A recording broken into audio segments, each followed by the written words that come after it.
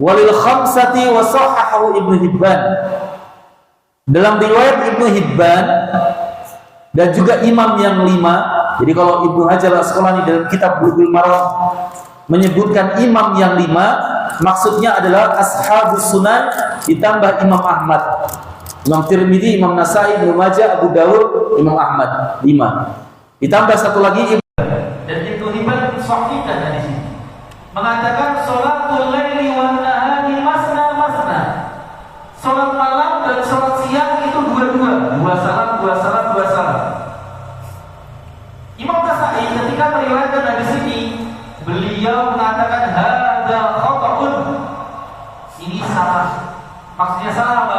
Tambahan salatul laili wan nahar, kata-kata nahar. Kalau salatul laili masna masna benar. Karena hadisnya muttafaqun alaih. Tapi ada tambahan salat malam hari dan siang hari. Nah, tambahan siang hari ini kata Imam Nasai, tambahan yang salah. Dari hadis ini kita bisa ketahui ternyata ulama berbeda pendapat. Di riwayat yang kedua, yaitu tambahan kata-kata sholat siang hari dua-dua, itu ulama berbeda pendapat. Sebagian mensahihkan, sebagian mendhaifkan. Di antara yang mensahihkan yaitu sholat siang dua rakaat, ya, 2 rakaat salam, 2 rakaat salam. Di antara yang mensahihkan Syekh Albani, ya, dan Imam Nawawi, Ibnu Huzaimah, mereka mengatakan hadisnya sahih. Jadi kalau sahih, sholat sunnah yang dilakukan siang hari itu tidak boleh 4-4. Jadi kalau ada misalnya sholat qobliyah duhur berapa rakaat? Dalam hadisnya Aisyah dan hadisnya Ummu Habibah 4. Nah itu tidak boleh dikerjakan 4 langsung. Tapi 2 salam, 2 salam. Berdasarkan hadis ini tadi. Sholat malam dan sholat siang 2-2. Artinya 2 salam, 2 salam. Tidak boleh langsung 4. Bagi yang mengatakan hadis ini sahih. Tapi bagi yang mengatakan hadis ini dhaif, maka boleh 4 rakaat langsung. Tapi salamnya cuma sekali. Salamnya cuma sekali. Bukan kayak sholat isya, bukan kayak sholat duhur, bukan kayak sholat asar. Bisa dipahami? Jadi langsung 4 salam. Ya, ini bagi yang mengatakan hadisnya adalah hadis yang dhaif. Baik. Dari 2 hadis yang baru saja kita bacakan, dapat kita ambil beberapa faedah. Faedah yang pertama, hadis-hadis ini menunjukkan tentang sholat malam atau tahajud atau qiyamul lail, apapun itu namanya, itu dua-dua. Yusallimu min kulli raka'ataini, dan ditafsirkan oleh Ibnu Umar, dua-dua itu maksudnya 2 kali, 2 rakaat salam, 2 rakaat salam, 2 rakaat salam. Kemudian ditutup dengan witir. Tapi di dalam hadis ini disebutkan witirnya berapa? 1. Nanti dalam riwayat yang lain disebutkan 3. Dalam riwayat yang lain disebutkan 5. Dalam riwayat yang lain disebutkan 7. Intinya ganjil. Namanya aja witir ya. Jadi harus ganjil. Baik. Ini permasalahan yang sangat, Masya Allah ya, yang sangat dalam sekali ini. Antum calon imam harus perhatikan baik-baik ini. Antum malam ini tidak boleh ngantuk, perhatikan, penting. Karena antum akan mendapati permasalahan ini di masyarakat. Saudara-saudara antum di luar sana, ada 2 kelompok ormas yang sangat besar, yang anak tidak perlu sebutkan namanya. Ormas yang satunya ini kalau sholat taraweh 2-2. Ormas yang satunya ini kalau sholat taraweh 4-4. Kalau antum jadi imam, diminta untuk 4-4 mau nggak? Ini antum harus belajar malam ini. Ya. Kalau antum diminta untuk ngimamin, sholat tarawihnya 4-4, Ustaz. Di sini kalau nggak 4-4 pada nggak mau sholat. Kira-kira antum mengundurkan diri atau antum lanjut? Nah, ini antum akan dengarkan pada malam hari ini pembahasannya. Penting ini. Ulama mayoritas, kalau anak bilang mayoritas itu berarti kebanyakannya, jumhurnya, Imam Ahmad, ya, madhab Hambali, madhab Syafi'i. Indonesia madhabnya apa? Syafi'i, Maliki, tiga madhab, mengatakan sholat malam itu dua-dua, bukan empat-empat. Bahkan dalam madhab Hambali dan sebagian madhab Syafi'i, barang siapa yang sholat empat-empat, sholat malam empat-empat, gak sah sholatnya. Ya, barang siapa yang sholat malam 4 rakaat salam, sholatnya tidak sah. Ini dalam madhab Hambali. Tapi madhab Syafi'i dan madhab Maliki, dua-dua itu afdol. 4-4 boleh, tapi nggak afdol. Pendapat minoritas Abu Hanifah dan pengikutnya dan yang semisalnya, mereka berpendapat boleh 2, boleh 4. Boleh 2 berdasarkan hadis ini tadi. Sholatul lail masna masna. Sholat malam itu 2-2. Lalu apa dalilnya sholat malam itu boleh 4-4? Hadisnya Aisyah radhiyallahu anha yang mengingatkan bagaimana beliau mengatakan, Aisyah radhiyallahu anha mengatakan, ya,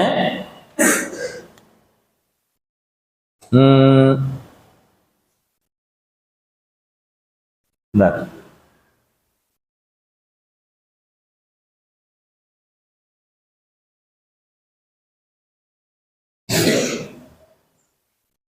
Baik. Aisyah radhiyallahu anha, beliau mengatakan, meriwayatkan bagaimana sholat dengan mengatakan, maka Rasulullah sallallahu alaihi wasallam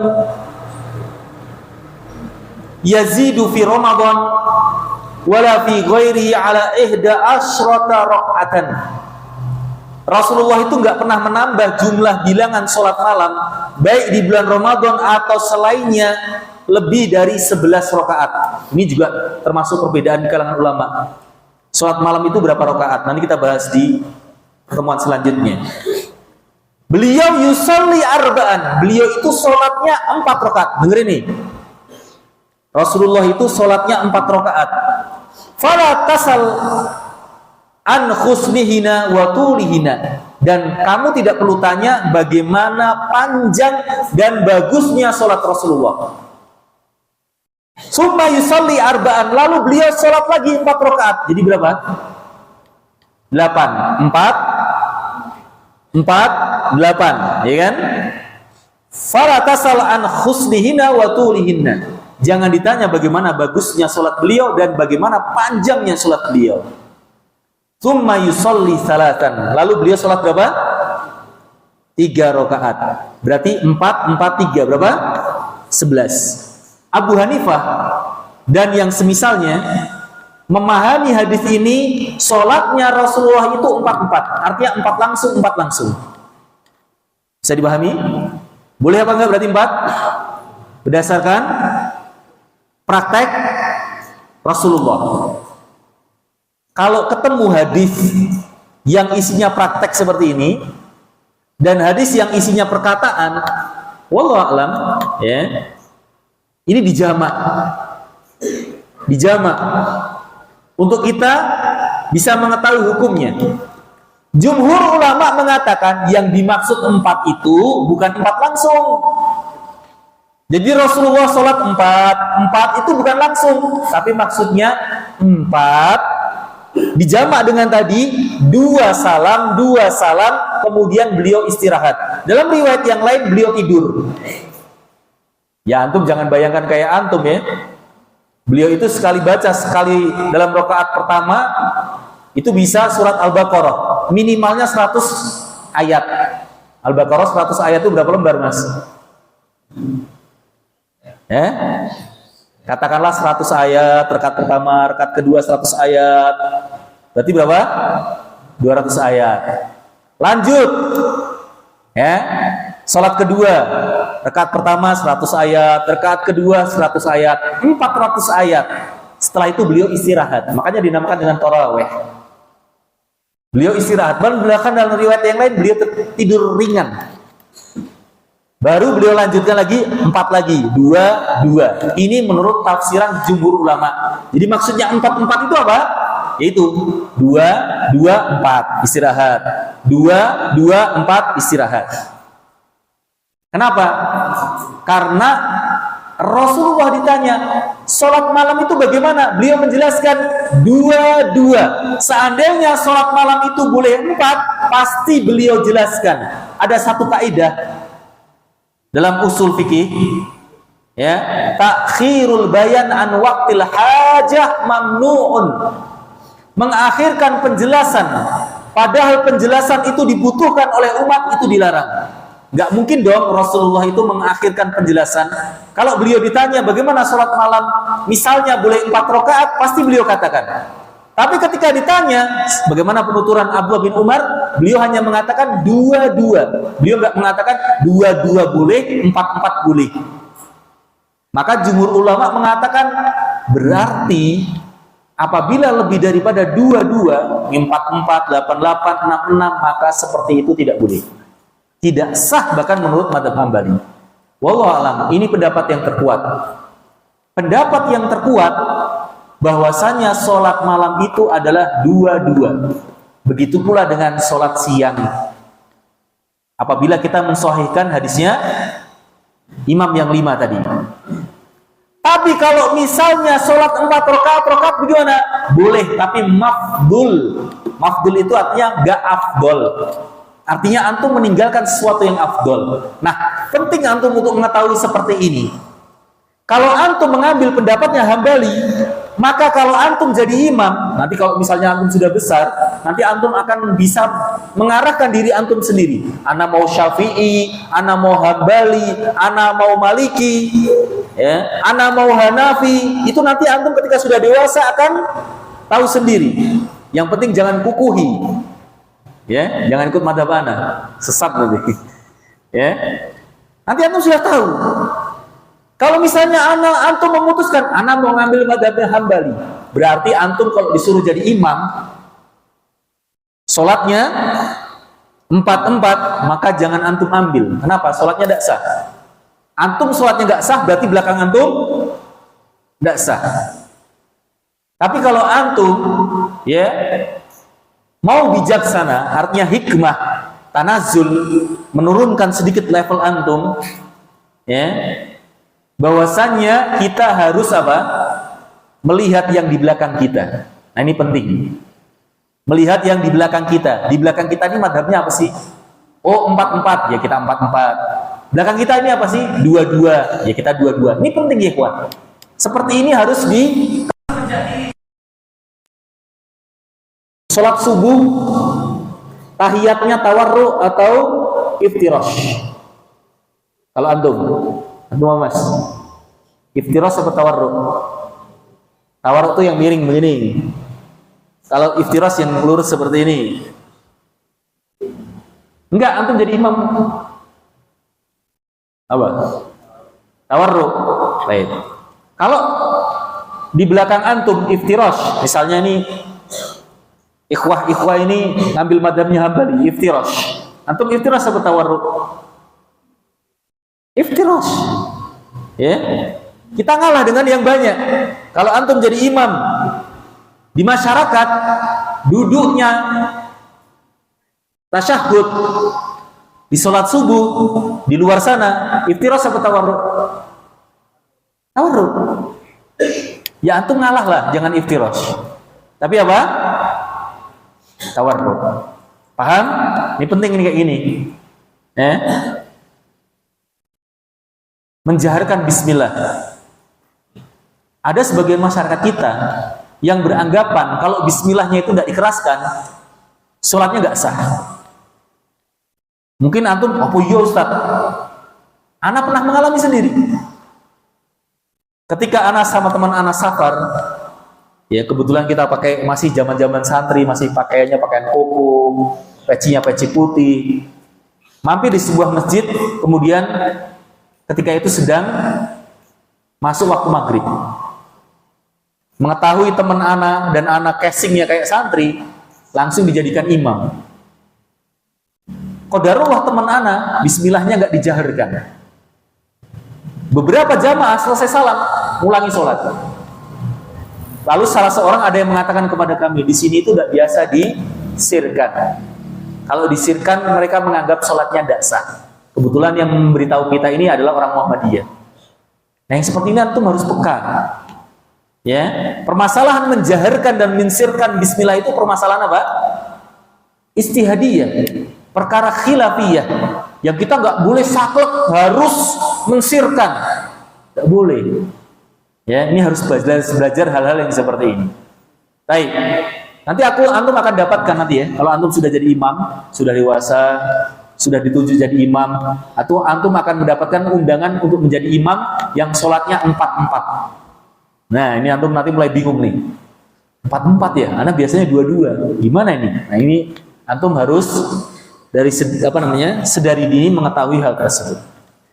Baik, intinya kembali kepada permasalahan tadi, bahwasannya ya sholat malam dan sholat siang itu adalah dua-dua, dan ini pendapat yang paling kuat dan hukumnya adalah wallahu alam, ya, hukumnya adalah afdol, tidak sampai wajib.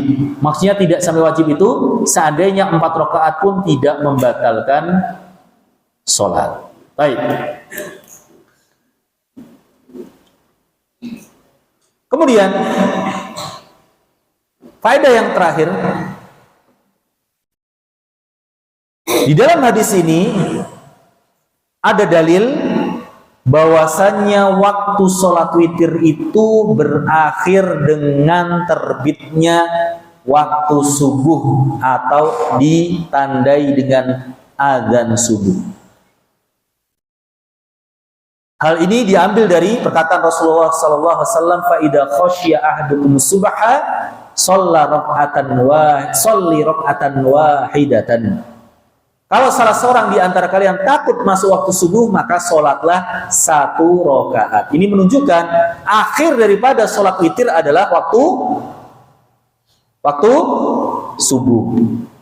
Maka sebenarnya tidak ada alasan bagi antum tidak sholat malam.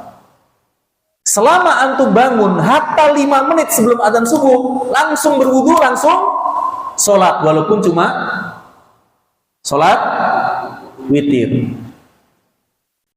Gak apa-apa, yang penting sholat malam. Anak pun juga sering kayak gitu kok. Anak gak malu mengatakannya karena memang anak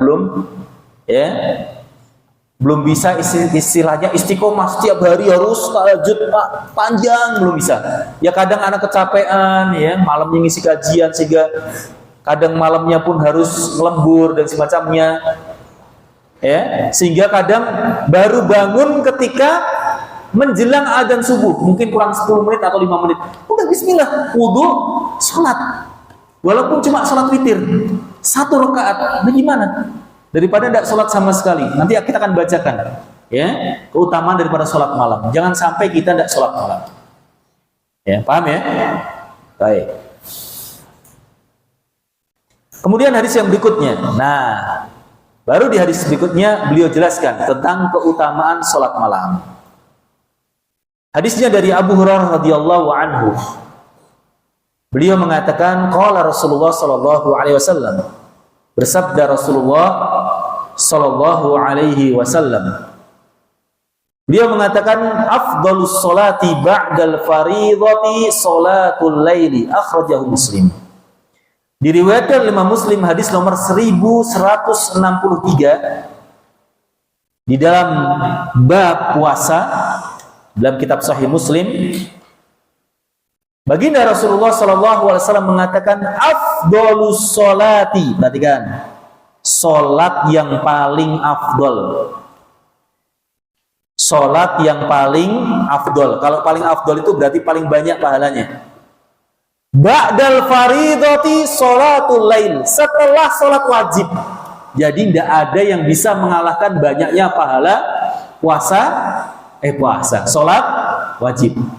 Jadi sholat wajib itu pahalanya paling banyak. Baru setelahnya sholat malam. Jadi tidak ada sholat yang paling baik, yang paling afdol, yang paling utama setelah sholat wajib, melainkan sholat malam. Jadi sholat malam ini adalah sholat terbaik setelah sholat wajib. Jadi jangan sampai ya kita hanya semangat sholat rawatib tapi tidak pernah sholat malam. Alhamdulillah antum sekarang di pondok. Ujian terbesar ketika antum nanti sudah lulus dari pondok. Sama, Anda juga waktu di pondok sama kayak antum. Masya Allah ya, ada yang bangunin, ya teman kita sekamar kadang bangunin. Insya Allah masih istiqomah. Ya, kalau di pondok tuh insya Allah masih istiqomah, ada yang bangunin. Ada temennya semangat. Nanti ya ikhwah, antum kalau sudah lulus dari sini, antum akan merasakan bagaimana beratnya sholat malam. Ya, apalagi kalau antum sudah capek, ya, sudah banyak kerjaan. Antum akan merasakan bagaimana ya beratnya untuk sholat malam. Maka anak katakan kepada antum, hidup di tengah-tengah pondok pesantren itu nikmat. Jangan sampai antum kufur daripada nikmat tersebut. Kalau bisa nanti antum juga lulus dari sini, balik lagi ke sini, ngajar di sini atau di pondok lain. Pokoknya intinya kalau bisa rumah antum itu dekat pondok. Karena terjaga benar hayahnya, lingkungannya. Ya, lingkungan dekat pondok tuh ya mendukung lah. Ada iktikaf, ada sholat tarawih, ada sholat malam, terjaga. Tapi kalau antum sudah di tengah-tengah masyarakat kayak ana ini ya, hidup di tengah-tengah masyarakat, itu fitnahnya, ujiannya luar biasa. Ya, ujiannya luar biasa. Antum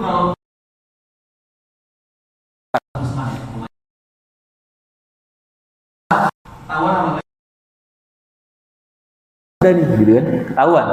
Tapi kalau di masyarakat kita, tidak ada yang peduli. Antum mau sholat jemaah, nggak sholat jemaah, tidak ada yang peduli.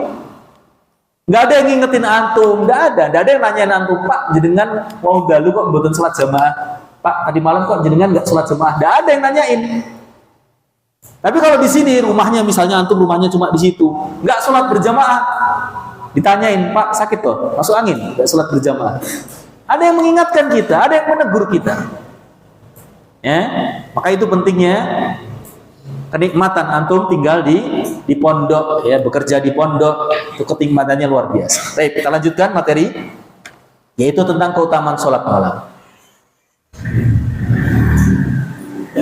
Faedahnya, yang pertama, hadis ini menunjukkan tentang keutamaan sholat malam. Bahkan sholat siang dan sholat malam itu lebih afdol sholat malam. Maksudnya sholat sunnahnya. Apa sih sholat siang? Sholat sunnah siang itu apa? Sholat duha, sholat rawatib ya. Pokoknya sholat yang dikerjakan di siang hari, sholat sunnah yang dikerjakan di siang hari, dibandingkan dengan sholat sunnah yang dikerjakan malam hari, lebih afdol sholat sunnah yang dikerjakan di malam hari. Kenapa? Disebutkan alasannya oleh para ulama, ya, lima fiha min sofai al munajah, karena kita lebih mudah untuk bermunajat dengan Allah. Kalau siang itu rame, kita sibuk dengan pekerjaan, sibuk dengan aktivitas, anak sibuk kerja, antum sibuk belajar, kita punya kesibukan di siang hari. Bahkan untuk sholat duha saja kadang kita sulit. Antum bisa lihat orang-orang yang di luar sana, untuk sekedar mengerjakan sholat duha 2 rakaat saja sulit. Antum masya Allah di sini ya, sudah ada waktunya sendiri kan sholat duha? Ada? Atau sendiri-sendiri? Sendiri-sendiri, tidak ada waktunya. Baik, tidak ada waktunya. Tapi insya Allah ketika antum melihat teman antum sholat duha, antum apa? Antum akan termotivasi ya. Wah, si fulan sholat nih. Nah, ana mau ikut sholat ah. Ada motivasinya. Di luar sana, orang mau sholat duha sibuk dengan pekerjaan. Karena sholat duha ini sudah jam-jam kerja. Sholat duha di awal waktu itu sudah berangkat kerja. Sholat duha setelahnya ketika waktu kerja. Banyak lupanya. Sedangkan sholat malam itu waktunya longgar banget. Musuhnya cuma satu. Dua deh. Yang satu tidur, yang dua males. Satu tidur, dua males. Ini sudah males ini ya mencakup macam-macam alasannya. Yang dingin lah, yang apalah. Ya itu berasal dari penyakit M. Males. Nah penyakit males ini alasannya banyak. Ada yang ngantuk, ada yang dingin, ada yang apalah. Baik, itu yang pertama. Alasannya kita lebih bisa mudah bermunajat dengan Allah Subhanahu wa taala karena pada malam hari itu sepi, kita lepas dari kesibukan-kesibukan dunia. Baik, dan lebih bisa ikhlas. Kenapa lebih bisa ikhlas? Karena tidak ada yang lihat, kecuali di kamar antum dikasih CCTV. Beda dengan siang hari. Ya, sholat di masjid, potensi riya ada. Sholat di kantor, potensi riya ada. Tapi ketika malam hari, sampai pun anak misalnya, di rumah anak ada anak-anak dan ada istri, ketika sholat malam, tidak ada yang melihat. Kenapa? Karena pada tidur. Ya, kecuali kalau sholatnya sama istrinya, paling hanya istrinya yang lihat. Jadi lebih bisa ikhlas dibandingkan dengan sholat siang hari. Baik. Dan sholat di malam hari itu, apalagi dilakukan setelah bangun dari tidur, lebih apa? Lebih fresh. Beda dengan sholat siang. Ya, sholat malam hari itu lebih fresh karena kita baru saja bangun dari tidur. Baik, itu alasan kenapa sholat malam itu ditekankan dan dia lebih bisa khusyuk. Dan keutamanya sangat banyak, ya, tidak hanya hadis ini. Di antara keutamaan sholat malam, ya,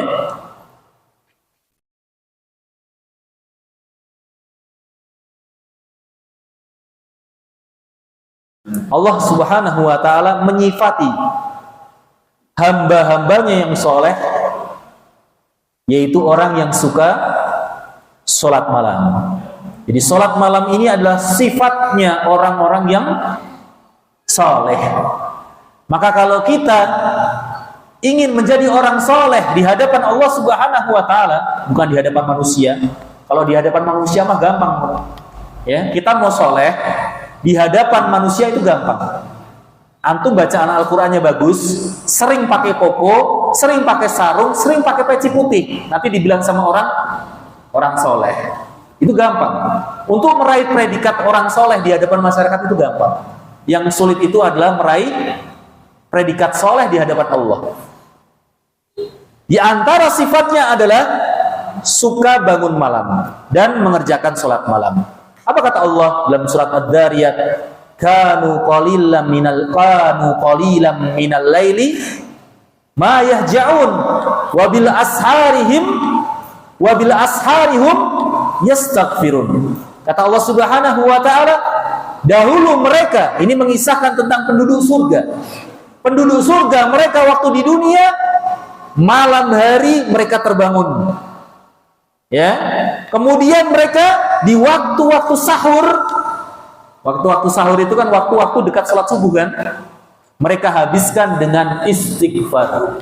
Ini juga termasuk sunnah yang ditinggalkan. Setelah qiyamul lail kita memperbanyak meminta ampunan kepada Allah. Karena ini adalah waktu-waktu yang mustajab untuk kita minta ampunan kepada Allah. Kemudian di antara keutamaan sholat malam yang lain, sebagaimana yang disebutkan dalam sebuah hadis, ala adulluka ala abwabil khair. Rasulullah bertanya kepada sahabatnya, maukah aku tunjukkan kepada engkau, kepada Mu'ad, Mu'ad, maukah aku tunjukkan kepada engkau pintu-pintu kebaikan? Bala ya Rasulullah, tentu hai Rasulullah. Lalu Rasulullah SAW menyebutkan apa? As-sawmu junnah, puasa itu perisai. perisai dari hawa nafsu, perisai dari api neraka. Wasadaqatu tudfi'ul khati'ata kama yudfi'ul ma'u nara. Sedekah itu memadamkan dosa-dosa sebagaimana air memadamkan api. Kemudian pintu kebaikan yang ketiga yang beliau sebutkan dalam hadis ini, sholatur rajul fi jawfil lail. Salat seseorang di tengah malam. Summa tala, lalu Rasulullah sallallahu alaihi wasallam membaca sebuah ayat. Tatajafa junubuhum anil madaji. Lambung-lambung mereka jauh dari tempat tidur. Maksudnya apa? Nih. Junub itu jamak dari janbun, yaitu sisi tubuh. Karena tidur itu yang sunnah adalah dengan berbaring di sisi tubuh. Sisi-sisi tubuh mereka, lambung-lambung mereka jauh dari tempat tidur. Artinya apa? Tidur mereka sedikit. Di luar sana juga banyak orang-orang yang tidurnya sedikit. Tapi sayang, tidur sedikitnya apa? Begadang, nonton bola. Nah ini termasuk nih. Termasuk fitnahnya liburan. Kalau sudah liburan, santri nonton bola. Wallahu a'lam, ana tidak bisa berkata apa-apa. Kemarin pulang hari apa itu ya? Nggak tahu Indonesia lawan apa. Karena mungkin tanya Mas Adika paham nih. Nggak tahu, nggak suka bola berarti. Ana juga nggak suka bola. Alhamdulillah. Indonesia lawan apa? Ana lupa. Pulang kajian, mau pulang ke rumah nggak bisa, disuruh muter sini, disuruh muter sini, disuruh muter ini. Ternyata apa? Jalannya diblokir di Boyolali. Nah, pikir ada apa ini jalannya diblokir? Nggak kayak biasanya. Ya, kemudian anak melipir di ini blokir sini blokir, melipir di kampung. Ada tukang parkir yang sedang memarkir kendaraan yang sangat ramai sekali. Anak tanya, enten apa Pak? Nobar Mas, Indonesia lawan opo gitu lupa saya. Ya Allah, nonton bola sampai memudaratkan orang lain, menghalangi jalan orang lain, hanya untuk nonton bola, antum menyusahkan orang lain. Allah musta'an. Gak tahu apa kebaikan daripada nonton bola ini ya? Ada gak kebaikan daripada nonton bola? Kalau kita tanya mubahnya mubah, boleh-boleh saja. Tapi apa kebaikannya? Tidak ada kebaikannya sama sekali. Ya, sudahlah nonton sampai malam, apalagi pertandingannya malam hari. Tapi ada juga yang ikhwah yang pinter ya, masya Allah, saat anak itu bangun di malam hari, ya, sholat tahajud habis itu nonton bola, menjamak dua maslahat kata dia. Allah besar, menjamak dua maslahat kata dia. Kalau nggak dibalik, nonton bola dulu baru tahajud. Allah, bagus, salah saja. Baik. Jamaah rahimani wa rahimakumullah. Kemudian dalam sebuah hadis